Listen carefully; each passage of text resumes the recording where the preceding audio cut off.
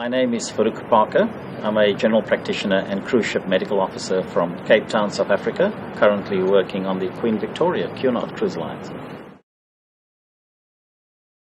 Over the past 2 to 3 years, I found myself coming to face with recurrent themes of academic frustration, let's put it that way.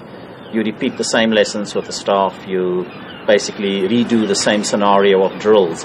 And my experiences to date, the knowledge I've gained working on board a cruise ship and various other environments just seem to be stagnating. And I looked at a variety of courses back in South Africa, especially emergency medicine related courses, which unfortunately all of them required us to be at a university or a hospital-based facility under professor consultant for a period of time. Being at sea for 3 to 6 months of the year obviously was not amenable. And one of my colleagues at the company actually was a graduate of the course. I researched it and it just fitted the niche perfectly for the time that I had and being away at sea for 6 months of the year. And I'm very glad I did.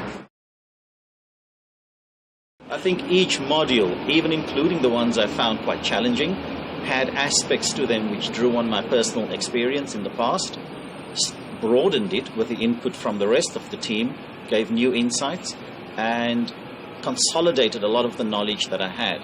And I think it allowed me to take a lot of my experiences and formalized it. Rather than just being woolly at the edges, now suddenly it had context.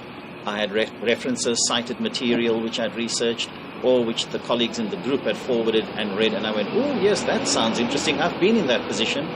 And that's what really brought the knowledge base together for me into a more formal manner.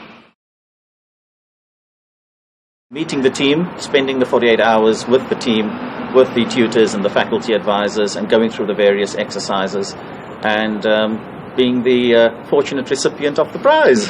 I think that was a big highlight. The aeromedicine, I think, which reflected a personal interest of mine, which was flight simming and hopefully one day owning a pilot's license, I think drew my attention the most. But also because I'm highly dependent on helicopter evacuations off the ships at any given time. So that really touched the heart of where I work.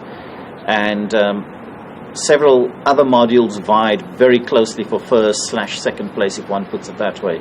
But I think that's the one that stood out slightly for me, followed closely by the altitude, diseases associated with altitude, and the Bolivian question that were asked. That I really enjoyed as well.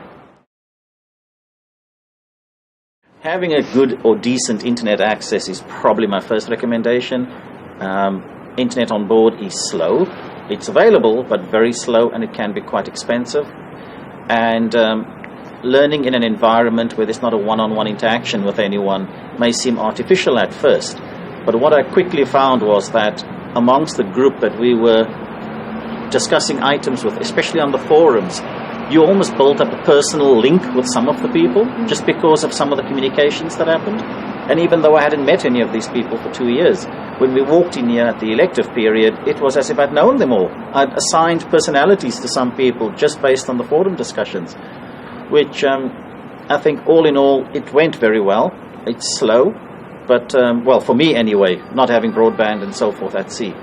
But it worked well in the end. I think in a nutshell, yes, I most certainly would. It takes a lot of commitment. It's no small expense to finish. And if you're not actively involved in remote care, one might say, well, why do it?